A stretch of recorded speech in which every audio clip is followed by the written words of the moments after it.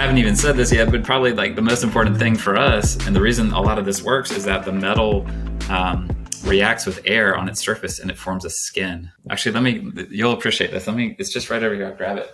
This stuff's awesome. Okay, so I'll start with this one. So this is just gallium, and my student molded it into the shape of North Carolina. And I'm holding it like this because if I held it, like this for too long, it would melt and turn into a puddle. And the viscosity of this metal is, when it melts, it's like water. So think of it like a metallic water in terms of the way it flows. And so this is a droplet of it. Actually, this is gallium and indium. So we've added another metal to depress the melting point. So I know it doesn't snow very much in Nashville where you live, and doesn't snow very much here either. But when it does, they put salt on the road, and that lowers the melting point of the water, right, to keep it from freezing. You can do the same thing with metals. So this is, and people have known this for a long time, but this is gallium and indium. And so it actually is truly a liquid at room temperature. I don't have to use my body heat to melt it. You'll see, if you've ever seen the movie Terminator, you'll see that this is kind of like what you would expect with mercury. It's like a ball of metal. Another interesting thing about this material, it's got the largest surface tension. So remember, it doesn't evaporate. That's very, very weird. It's got the largest surface tension of any liquid. So to demonstrate that to you, if you take salad dressing, like oil and water, and you shake it, it forms a bunch of little droplets. Well, this one, if I shake it as violently as I can, it did form a couple droplets, but it very quickly goes back together. So the surface tension of water is, I'm not going to tell you the units because it's not important, but it's about 70. This is like 700. So it'd be like walking around on Earth and seeing a bunch of people that are like 5 feet tall, 6 feet tall, 5 feet tall, 6 feet tall. And then all of a sudden someone that's 50, right? Yeah. Like it's the same Dwayne thing. Johnson. Like, yeah. He is like King of the Rock. Most liquids you encounter day to day are down here, and this one's like way up. To get to my point, this is another vial of that metal. I don't know if you can see, but there's like a little window through it. The first one I showed you has a clear liquid. Maybe you can see it. And that clear liquid is a base. It's got a high pH. And that base is important because it keeps the metal free of oxide. When air reacts with the metal, it forms an oxide.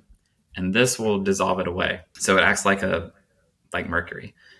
But this one, which it doesn't have, it's just in air. It's got this oxide layer. And that oxide layer is like a shell that forms on the surface.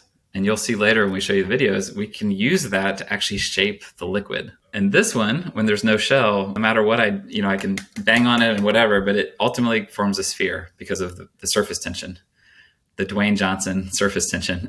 And this other one, which is exactly the same material, but because it's reacted with air, it forms a shell on its surface. So, think about what happens to a waterbed if you remove the shell of the waterbed. The liquid just flows out. But this one's got the shell that holds it in that shape. How tough is that shell? Is it like normal metal? So that shell is an oxide, so it's actually a glass.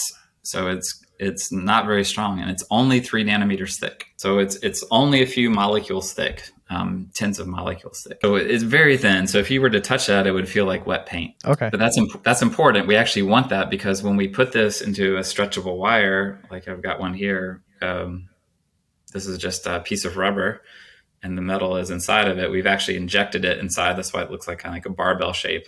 We had some holes. We injected it. And this is a slightly more sophisticated one. You can see it. Yeah, there we go. Oh, so that's very cool. That looks like a circuit or something. Yeah. So this one's like an inductor. So this is like what they traces? use for, it's just, traces of metal. Yeah. So you can pattern it in ways. And this, just to kind of emphasize my point, it's the same metal that really, really wants to beat up. And the difference is that when you do it in air, because of the oxide that forms on the surface, which again is very, very thin, that allows it to hold its shape. And so we can actually 3D print it. We can print it into shapes, like you can stack droplets. But if you touch it, how come it doesn't just like mess up? Like how's it retaining its shape against the pressure of your hand holding it? So in this particular example I'm showing you, we've got it encased in rubber. And so that kind of helps it hold its shape. Just like, with a regular wire, like you have the wires to charge your computer, you've got typically copper inside, and then you've got some polymer on the outside. But in this case, the metal conductor is a liquid. So that's also interesting because like I see on your microphone, you've got like some wires coming out of it. Mm-hmm. If you made those wires out of rubber and then the metal part is the liquid inside of there. You can make wires that can stretch as far as the rubber will allow. Hmm.